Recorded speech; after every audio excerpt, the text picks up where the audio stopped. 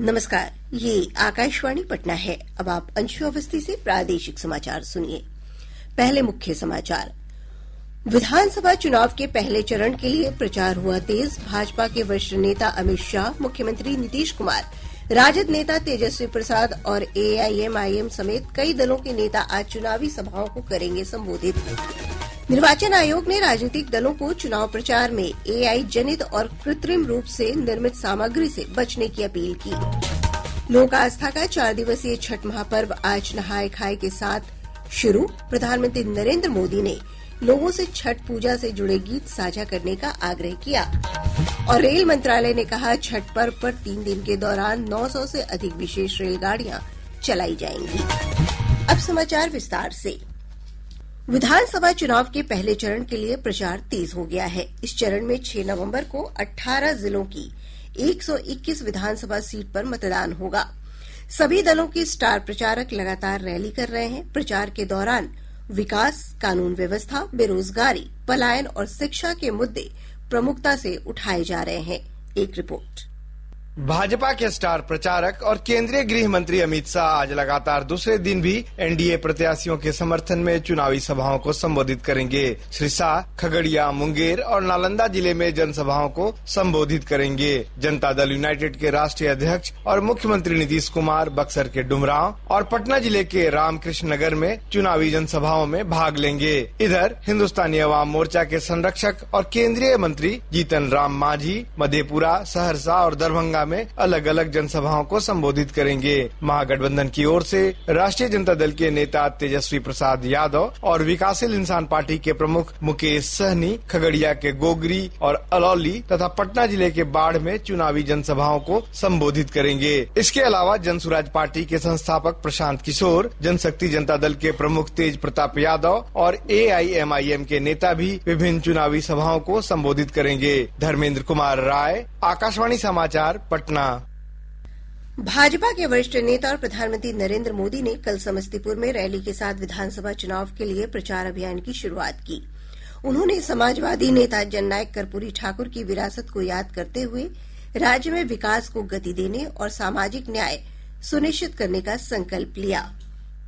सामाजिक न्याय के दिखाए कर्पूरी बाबू के रास्ते को भाजपा एनडीए ने सुशासन का आधार बनाया है। हमने गरीबों, दलितों, महादलितों, पिछड़ों, अति पिछड़ों के हितों को प्राथमिकता दी है।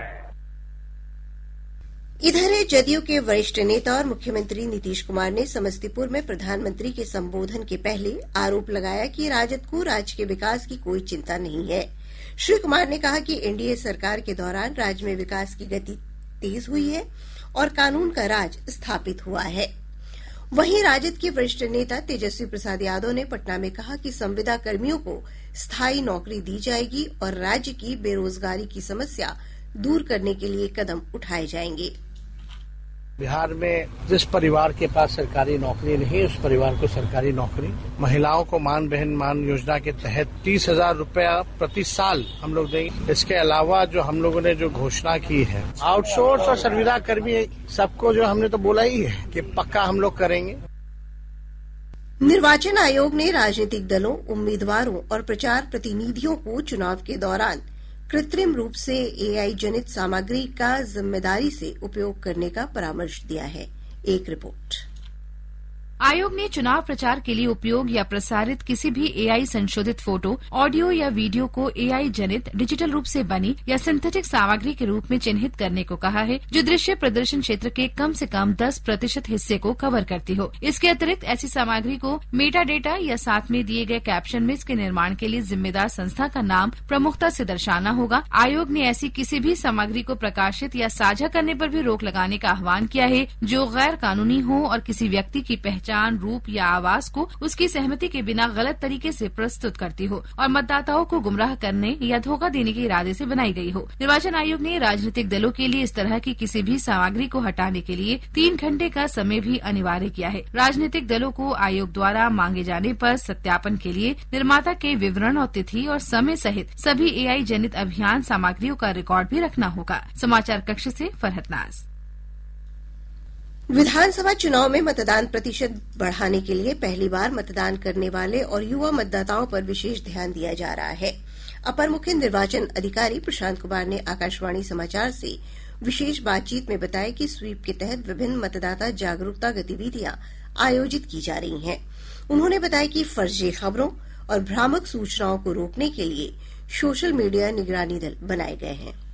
सभी जिलाओं में सोशल मीडिया सेल गठित है और सजग है और ऐसे किसी भी प्रकार के फेक न्यूज अपलोड होती हैं तो तुरंत जो भी व्यक्ति जो अपलोड करते हैं उनके ऊपर विधि सम्मत कार्रवाई की जाती है और तुरंत उस फेक न्यूज को टेक डाउन करने का भी कार्रवाई पुलिस एवं जिला प्रशासन एवं मुख्यालय के द्वारा किया जाता है। अपर मुख्य निर्वाचन अधिकारी श्री कुमार ने बताया कि संवेदनशील विधानसभा क्षेत्रों में निगरानी बढ़ाई गई है। इन स्थानों पर किसी भी प्रकार की संदिग्ध गतिविधि पाए जाने पर कार्रवाई की जाएगी। जितने भी हमारे एक्सपेंडिचर सेंसिटिव कॉन्स्टिट्यूएंसीज हैं वहां पे हम लोगों ने फ्लाइंग स्क्वाड्स और एसएसटीज को भी बढ़ाया है और किसी भी प्रकार का धन हो या किसी भी प्रकार का मादक पदार्थ हो उसका जो परिचालन हो या उसके स्टॉकिंग पे हो ट्रांसपोर्टेशन पे पूर्ण रूप से प्रतिबंधित किया जाएगा और इसमें किसी भी प्रकार की गतिविधि पाई जाएगी तो उस पर विधि सम्मत कार्रवाई की जाएगी। विधानसभा चुनाव के दूसरे चरण में सबसे अधिक 22 उम्मीदवार चैनपुर, सासाराम और गया शहरी क्षेत्र से हैं। वहीं सबसे कम 5 प्रत्याशी चनपटिया, रक्सौल, सुगौली और बनमनखी विधानसभा क्षेत्र से हैं। इस चरण में औसत प्रत्येक विधानसभा क्षेत्र में 9 से अधिक प्रत्याशी चुनाव मैदान में है। अधिक प्रत्याशी वाले विधानसभा क्षेत्र में चुनाव आयोग 2-2 बैलेट यूनिट लगाएगा। प्रादेशिक समाचार आप आकाशवाणी पटना से सुन रहे हैं। ताजा समाचारों के लिए आप हमारे एक्स हैंडल AIR_News_ पटना पर जा सकते हैं। लोक आस्था का 4 दिवसीय छठ महापर्व आज नहाय खाए के साथ शुरू हो गया है।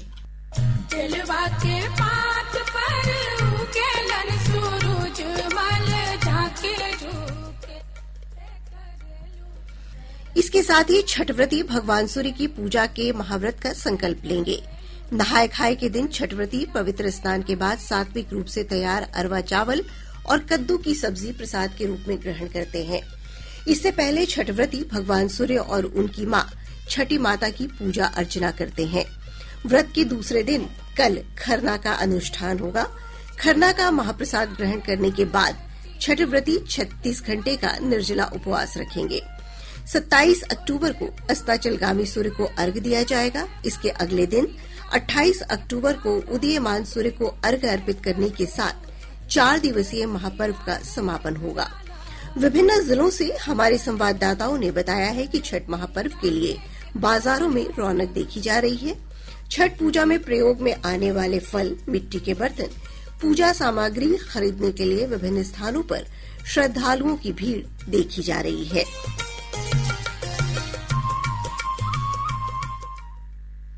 वहीं औरंगाबाद जिले के ऐतिहासिक सूर्य मंदिर देव में आज से 4 दिवसीय कार्तिक छठ मेले की शुरुआत हो रही है। हमारे संवाददाता ने बताया कि मेले का विधिवत उद्घाटन कल किया जाएगा। जिला पदाधिकारी श्रीकांत शास्त्री ने बताया कि मेले में आने वाले श्रद्धालुओं की सुविधा के लिए समुचित प्रबंध किए गए हैं। विधि व्यवस्था बनाए रखने के लिए सशस्त्र बल की तैनाती की जा रही है। इधर पटना जिले में बाढ़ स्थित पुण्यार्क मंदिर, मसौढ़ी अनुमंडल स्थित सूर्य मंदिर, दुल्हिन बाजार के उलार्क, शेखपुरा के तेव सूर्य मंदिर, बक्सर की रामरेखा घाट, नवादा जिले के हंडिया सूर्य मंदिर, गया के दक्षिणार्क सूर्य देवालय और नालंदा जिले में बड़गांव के बालार्क तथा औंगारी गांव स्थित अंगार्क सूर्य मंदिर में भी बड़ी संख्या में छठ व्रती पहुंच रहे हैं। प्रधानमंत्री नरेंद्र मोदी ने नागरिकों से छठ पूजा से जुड़े गीत साझा करने का आग्रह किया है। एक सोशल मीडिया पोस्ट में श्री मोदी ने बताया कि बिहार सहित देश भर के श्रद्धालु इस पर्व की तैयारियों में पूरी श्रद्धा के साथ जुटे हुए हैं। इधर राज्यपाल आरिफ मोहम्मद खां और मुख्यमंत्री नीतीश कुमार ने प्रदेशवासियों को छठ महापर्व की शुभकामनाएं दी हैं। रेल मंत्रालय दीपावली और छठ पर्व मनाकर लौटने वाले यात्रियों की सुविधा के लिए 6000 से अधिक विशेष रेलगाड़ियां चलाएगा। 3 दिन के दौरान 900 से अधिक विशेष रेलगाड़ियां चलाई जाएंगी। मंत्रालय ने बताया कि छठ पर्व के दौरान सुचारू संचालन सुनिश्चित करने के लिए प्रदेश के लगभग 30 स्टेशनों पर अतिरिक्त टिकट काउंटर, सीसीटीवी निगरानी और अन्य यात्री अनुकूल व्यवस्थाएं की गई हैं। पटना, मुजफ्फरपुर, दरभंगा और गया में संभावित स्वास्थ्य आपात स्थिति से निपटने के लिए चिकित्सा बूथ बनाए गए हैं। इधर कटिहार रेल मंडल त्योहार पर आने वाले यात्रियों की सुविधा के लिए कटिहार से मनिहारी के बीच 2 जोड़ी स्पेशल ट्रेन की शुरूआत की है। डीसीएम संगीता मीणा ने बताया कि मंडल के 18 रेलवे स्टेशनों पर 58 ऑटोमेटिक टिकट वेंडिंग मशीन लगाई जा रही है। डीसीएम ने बताया कि विशेष ट्रेन 5 नवंबर तक चलेगी। केंद्रीय कर्मचारियों को अब राष्ट्रीय पेंशन प्रणाली एनपीएस और एकीकृत पेंशन योजना यूपीएस के अंतर्गत लाइफ साइकिल एलसी 75 और बैलेंस्ड लाइफ साइकिल बीएलसी जैसे निवेश विकल्पों के विस्तार को केंद्र सरकार ने मंजूरी दे दी है। केंद्र सरकार के कर्मचारी यूपीएस और एनपीएस के अंतर्गत अब डिफॉल्ट ऑप्शन जैसे कई निवेश विकल्पों में से चुन सकते हैं। इस निर्णय से प्रमुख लाभ प्राप्त होंगे, जैसे अधिक लचीलापन और विकल्प, ग्लाइड पाथ मैकेनिज्म, विस्तृत ऑटो चॉइस विकल्प और सूचित योजना के लिए समर्थन। केंद्र सरकार ने पोषण और प्रधानमंत्री मातृ वंदना योजना के टोल फ्री हेल्पलाइन नंबर बदलने का निर्णय लिया है। अगले महीने की 1 तारीख से वर्तमान टोल फ्री हेल्पलाइन नंबर 14408 के स्थान पर नया हेल्पलाइन नंबर 1515 होगा। मुजफ्फरपुर जिले में पिछले 24 घंटों के दौरान वायरल बुखार से 6 बच्चों की मौत हो गई, जबकि 80 बच्चों को इलाज के लिए श्रीकृष्ण मेडिकल कॉलेज अस्पताल में भर्ती कराया गया है। एसकेएमसीएच के शिशु रोग विशेषज्ञ डॉक्टर राजेश कुमार ने बताया कि मौसम परिवर्तन के कारण बच्चों में ये बीमारी फैल रही है। उन्होंने कहा कि दिन में तापमान में वृद्धि और रात में अचानक कमी आने से बच्चों का शरीर इसे सहन नहीं कर पा रहा है। अब पटना से प्रकाशित प्रमुख समाचार पत्रों की सुर्खियां। आज की सभी समाचार पत्रों ने अलग अलग खबरों को प्रमुखता से प्रकाशित किया है। हिन्दुस्तान ने चिंता शीर्षक से लिखा है, बिहार में स्वाइन फ्लू की दस्तक, समस्तीपुर जिले की महिला संक्रमित। दैनिक भास्कर ने चुनाव चर्चा पर लिखा है, रामवृक्ष सदा और गोपाल रविदास की संपत्ति 10 गुनी बढ़ी, संदीप सौरभ की 5 गुनी। 2020 में हजारों की संपत्ति वाले विधायक अब लाखों में पहुंचे। प्रभात खबर ने मुख्यमंत्री नीतीश कुमार के हवाले से लिखा है, 20 साल से है कानून का राज। दैनिक जागरण ने पटना में छठ पर्व पर लिखा है, जिले के 550 नदी घाटों पर श्रद्धालु अर्घ्य देंगे। राष्ट्रीय सहारा और आज अखबार समेत अन्य समाचार पत्रों ने हैदराबाद में बस की आग लगने की घटना में 19 लोगों की मौत को प्रमुखता से प्रकाशित किया है। और अब अंत में मुख्य समाचार एक बार फिर। विधानसभा चुनाव के पहले चरण के लिए प्रचार हुआ तेज। भाजपा के वरिष्ठ नेता अमित शाह, मुख्यमंत्री नीतीश कुमार, राजद नेता तेजस्वी प्रसाद और एआईएमआईएम समेत कई दलों के नेता आज चुनावी सभाओं को करेंगे संबोधित। निर्वाचन आयोग ने राजनीतिक दलों को चुनाव प्रचार में एआई जनित और कृत्रिम रूप से निर्मित सामग्री से बचने की अपील की। लोक आस्था का 4 दिवसीय छठ महापर्व आज नहाय खाए के साथ शुरू। प्रधानमंत्री नरेंद्र मोदी ने लोगों से छठ पूजा से जुड़े गीत साझा करने का आग्रह किया। और रेल मंत्रालय ने कहा, छठ पर्व पर 3 दिन के दौरान 900 से अधिक विशेष रेलगाड़ियां चलाई जाएंगी। इसके साथ ही आकाशवाणी पटना से प्रसारित प्रादेशिक समाचार का ये अंक समाप्त हुआ। आकाशवाणी पटना से अगला समाचार बुलेटिन दोपहर 2 बजे प्रसारित किया जाएगा। नमस्कार।